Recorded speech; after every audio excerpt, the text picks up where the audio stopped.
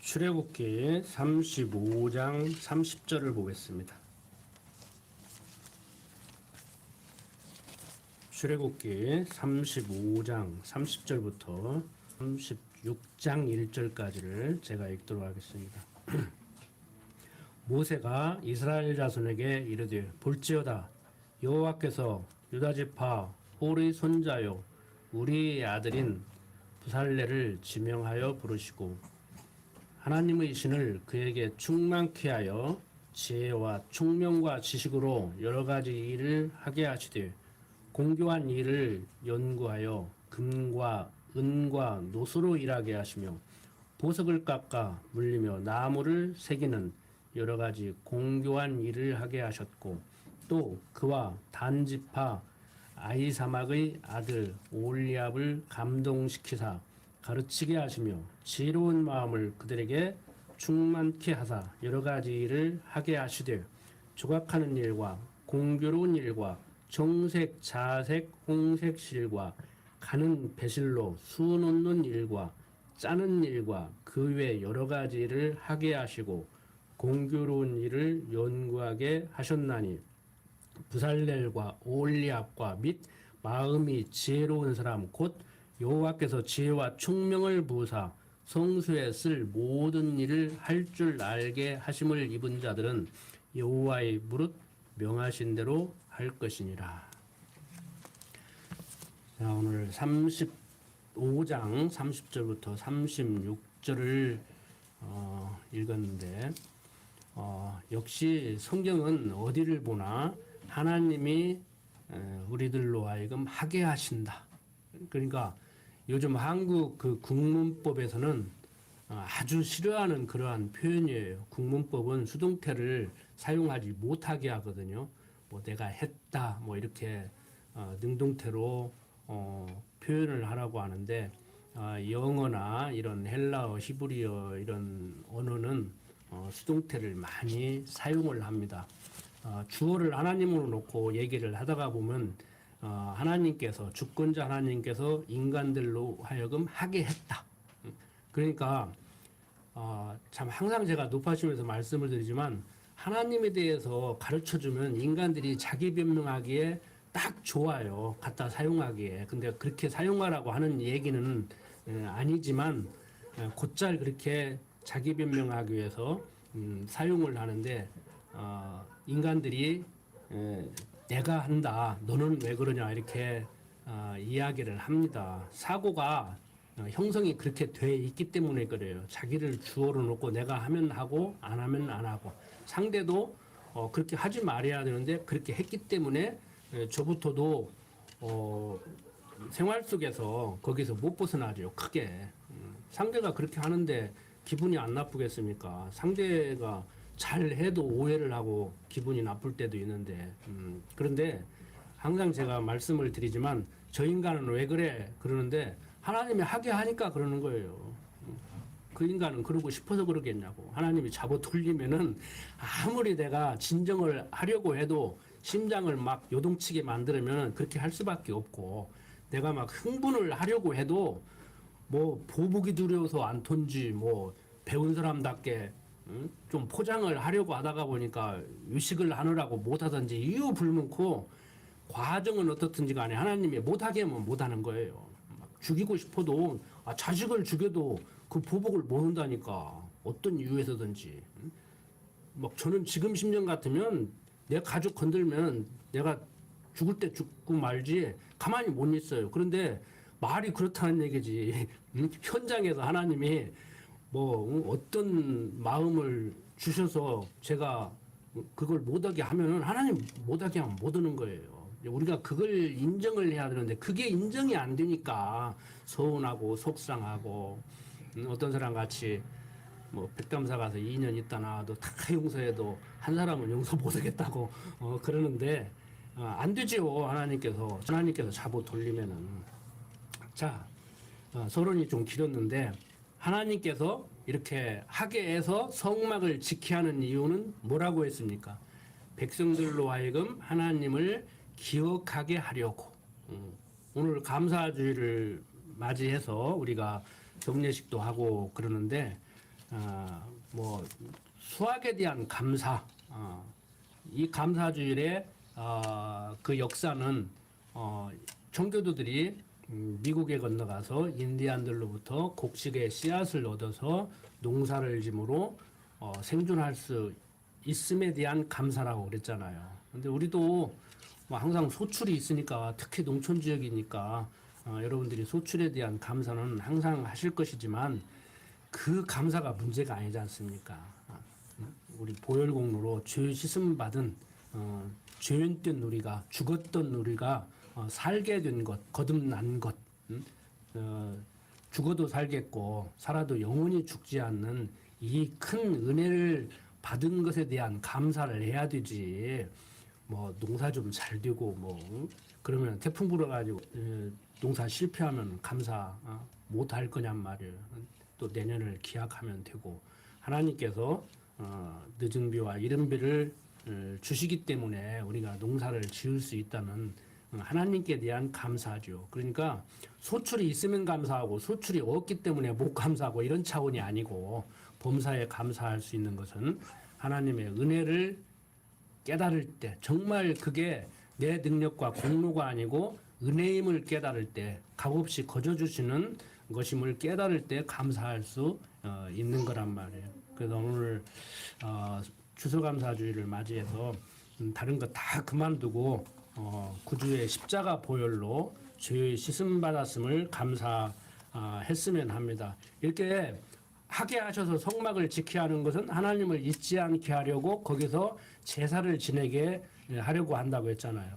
그 레위기에 이제 보면은, 레위기는 이제 건너뛴다고 말씀을 드리는데 다음 시간에는 이제 민수기 1장 1절부터 공부를 할 거예요. 제일 먼저 뭐가 나오냐면 제사 드리는 게 나와요. 그럼 한 7장까지 보면은 제사 방법에 대해서 어떻게 드리는가 쭉 설명을 하고 있는데, 제가 간략히 요약을 해서 말씀을 드릴 테니까 집에 가서 이렇게 시간 여유 있을 때 한번 읽어보시기 바랍니다. 이 번제라는 게 있는데, 번제는 뭐냐면은 불에 태워 드린다는 거예요. 그러니까 구약 유대인들의 그 제사장들의 하는 일이라고 하면은 소 잡고 양 잡는, 우리가 흔히 백정이라고 그러잖아요. 그렇게 생각하시면 돼요. 그러니까 백성들이 소나 양을 가지고 갈 때 가지고 가서 성전 뜰에서 어떻게 하느냐면은, 제가 이제 이스라엘 백성입니다. 유대 백성입니다. 그러면은 머리에다가 안수를 하는 거예요. 내 죄를 네가 대신 짊어지고 좀 죽어줘야 되겠다. 그리고 제가 가서 안수를 하는 거예요. 그러면 제사장이 그걸 받아서 목을 쳐서 피를 이렇게 받아가지고 뿌리고, 고기는 각을 떠서 불에 태우는 거예요. 불고기 하듯이, 숯불구이 하듯이.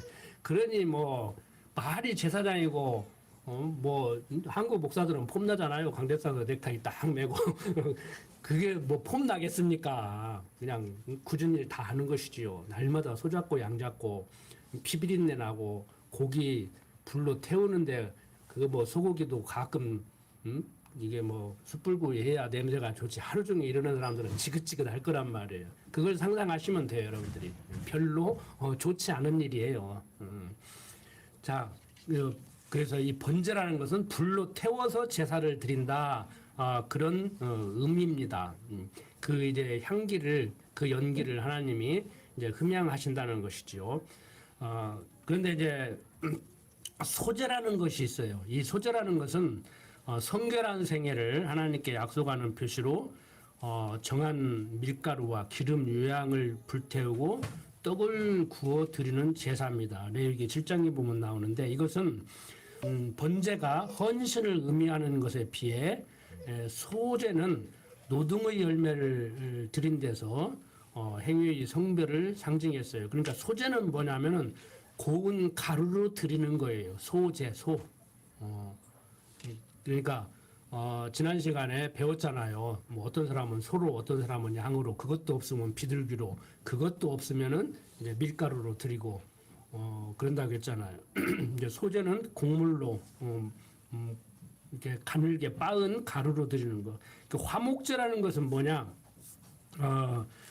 온전하다, 끝내다, 그런 히브리에서 이렇게 가지고 온 말인데, 하나님과 인간 사이의 분쟁을 종식하고 하나님과 화평하고 친교하고 연합한다는 그런 의미로 드리는 거예요. 말 그대로 화목하게, 하나님과 인간의 화목이죠.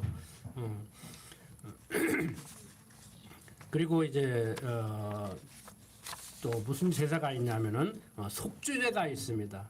우리가 제일 잘 아는 게 속죄제라는 거예요. 찬송가도 보면 속죄함 속죄함하고 죄를 속한다는, 그래서 죄를 속하기 위해 하나님께 드리는 희생제사.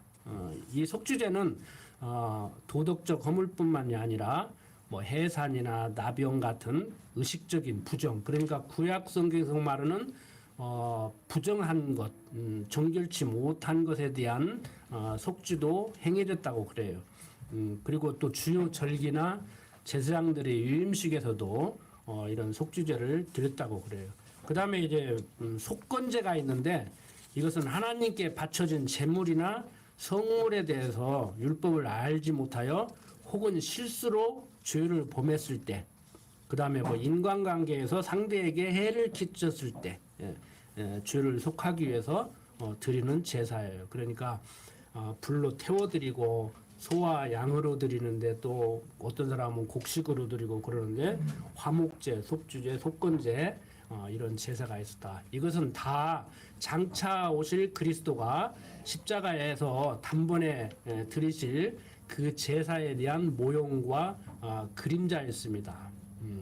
그래서 우리가 구약 시대에 이런 제사를 다시 재현해야 되는 것은 아니고, 그리스도의 속죄제사에 대한 모형과 그림자로 보여준 것이기 때문에, 구약 성경 레위기를 읽을 때 율법적으로 받아들여서 유대인들 같이 지금도 재현하려고, 다시 솔로몬 성전을 재건하고 다시 재현하려고 할 것이 아니고, 예수가 그리스도의 되심을 확실히 알고 믿는 신앙, 그래서 하나님을 여호와로 알고 사는 그러한 기독교 가치관으로 무장이 돼야 올바른 성경적 기독교 가치관으로 무장된 현대 기독교인이라고 할 수가 있는 겁니다. 그러니까 여러분들이 모든 인생사, 세계 역사를 해석할 때 주어를 하나님으로 놓고 해석을 해야 이게 뭐가 해석이 될 수가 있는 것이지, 주어를 하나님으로 놓지 않고 인간으로 놓으면은요, 어떤 사람에게는 그것이 선한 것이 되고 어떤 사람에게는 악한 것이 되고,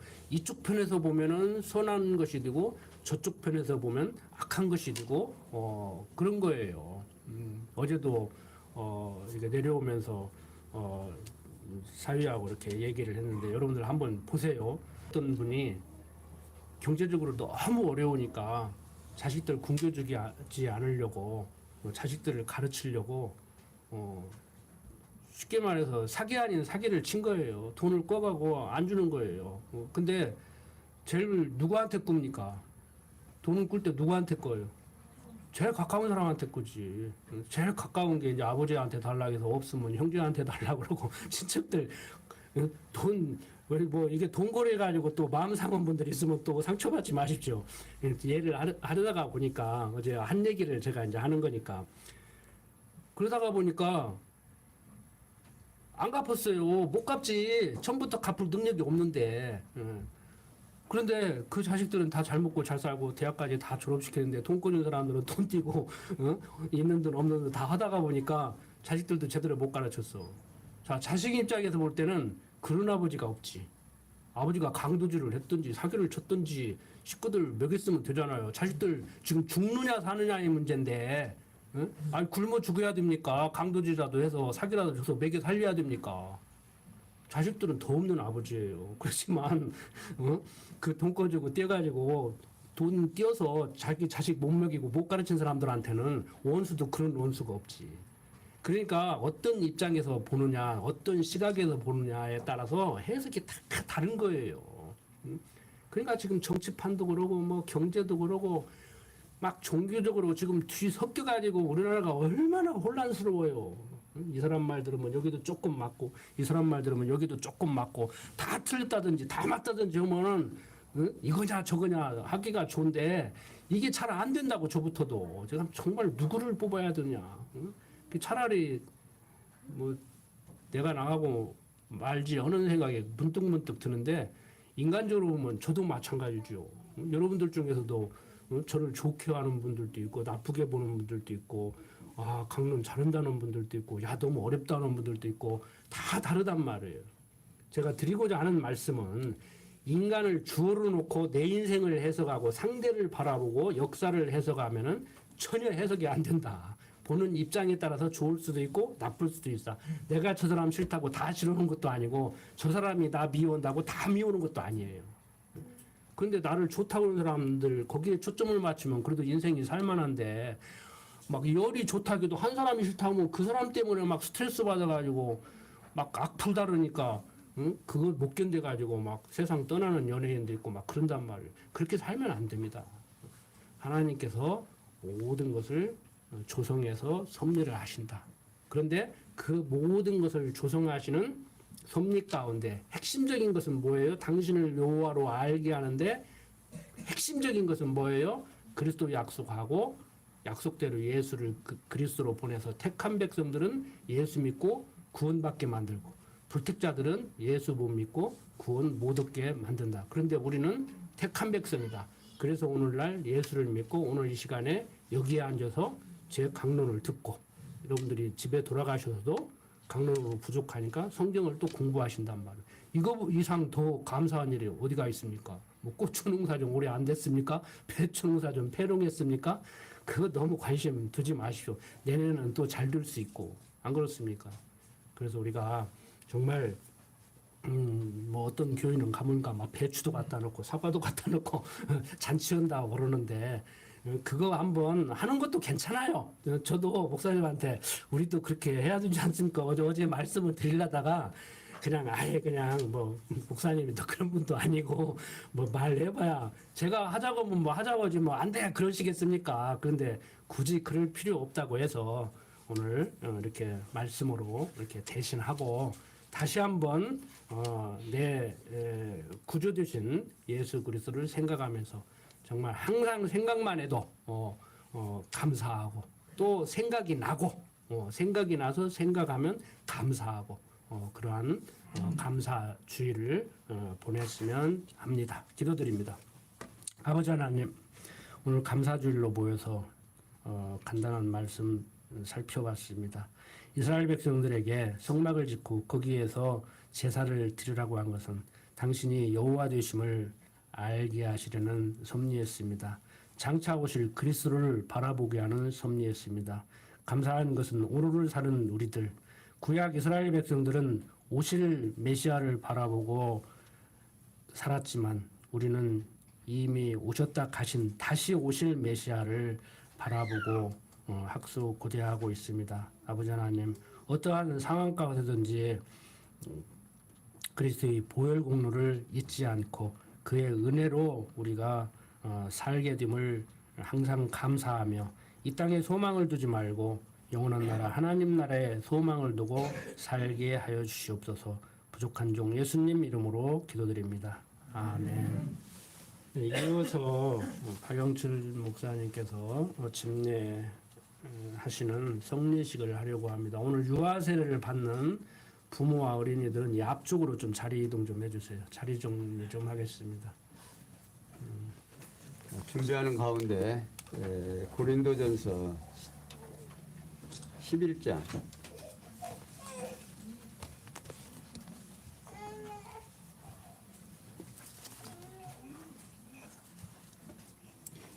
23절부터 봅시다.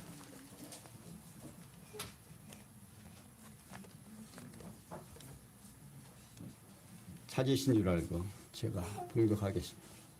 내가 너에게 전한 것은 주께 받은 것이니 곧 주 예수께서 잡히시던 밤에 떡을 가지시사 축사하시고 떼어 가라사대 이것은 너희를 위한 내 몸이니 이것을 행하여 나를 기념하라 하시고 식후에 또한 이와 같이 잔을 가지사 가라사대 이 잔은 내 피로 세운 새 언약이니 이것을 행하여 마실 때마다 나를 기념하라 하셨으니 너희가 이 떡을 먹으며 이 잔을 마실 때마다 주의 죽으심을 오실 때까지 전하는 것이니 그러므로 누구든지 주의 떡이나 잔을 합당치 않게 먹고 마시는 자는 주의 몸과 피를 범하는 죄가 있느니라.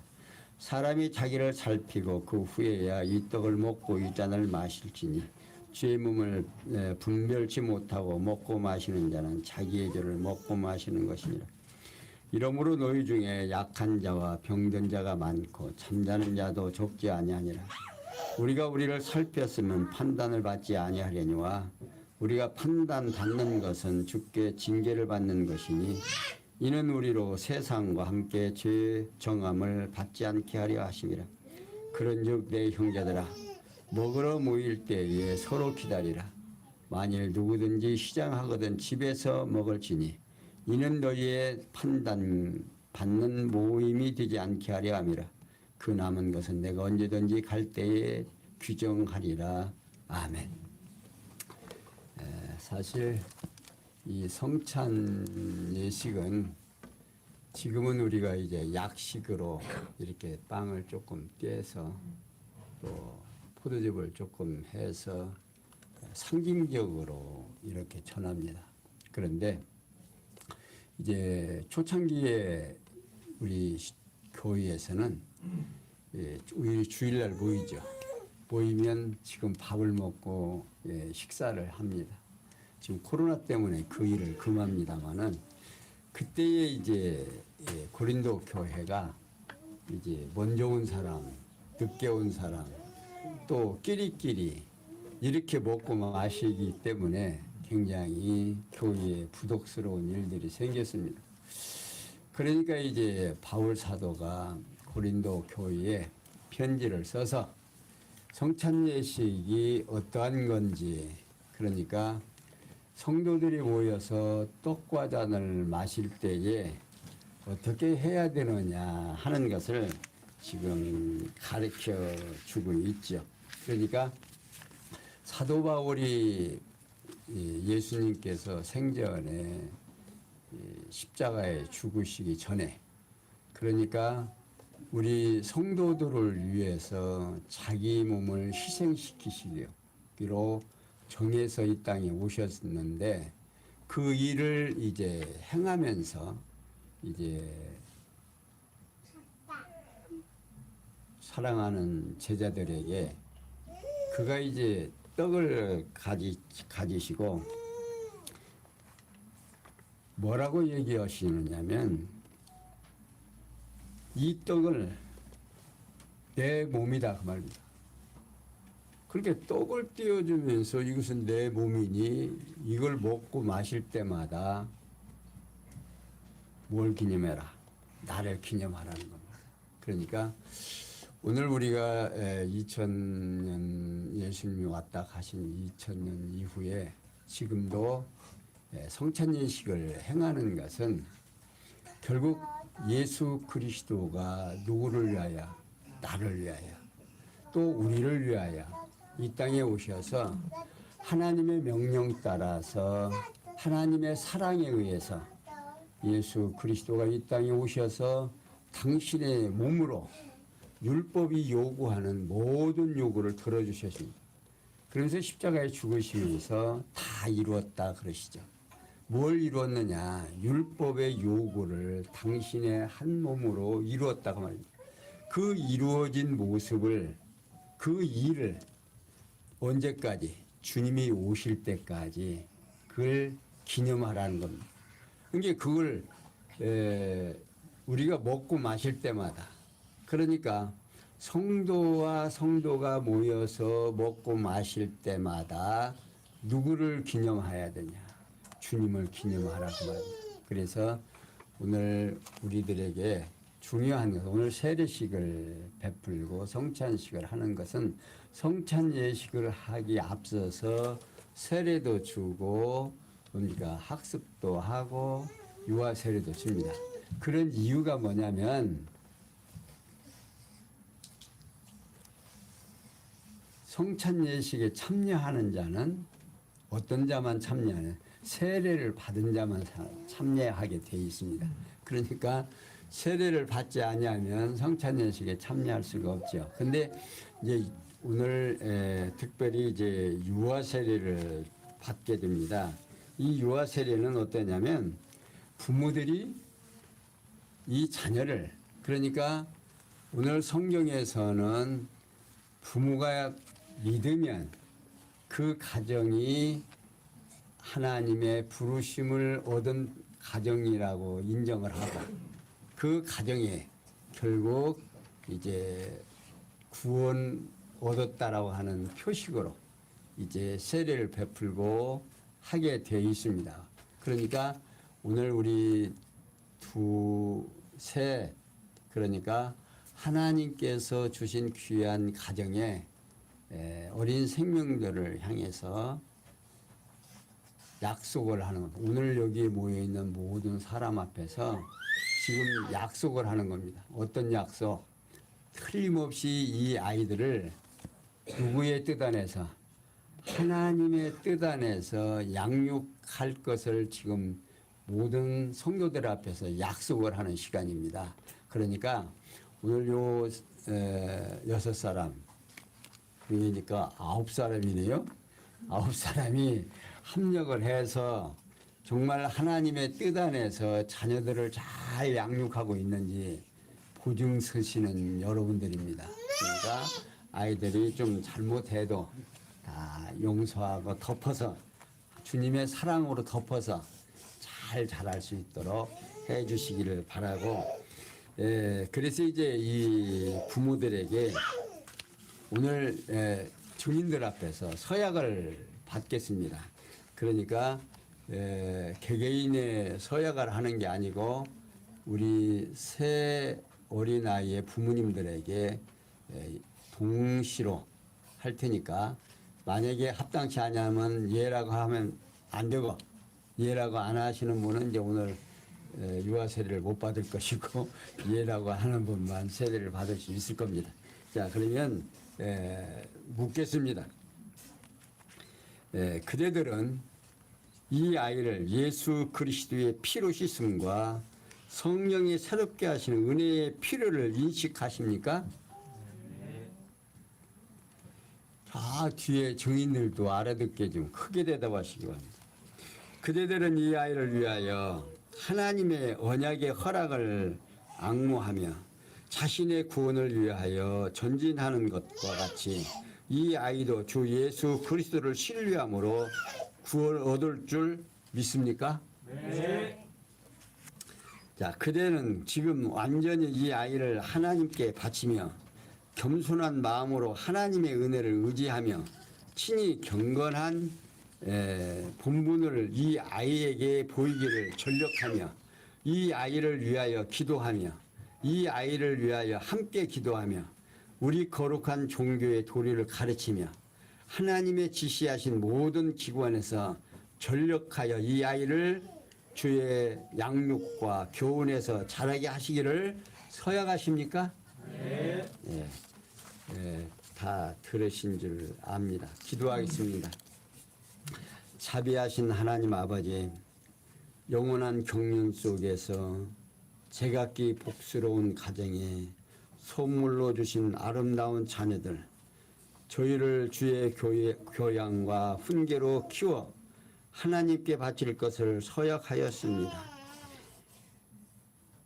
간절히 바라보고 소원하는 것은 심써 기도하는 부모의 품 안에서 그 믿음에 곱게 자라게 하사 하나님께서 기뻐하시는 아름다운 자녀가 되게 하여 주시옵소서. 예수님의 이름으로 기도하옵나이다. 아멘.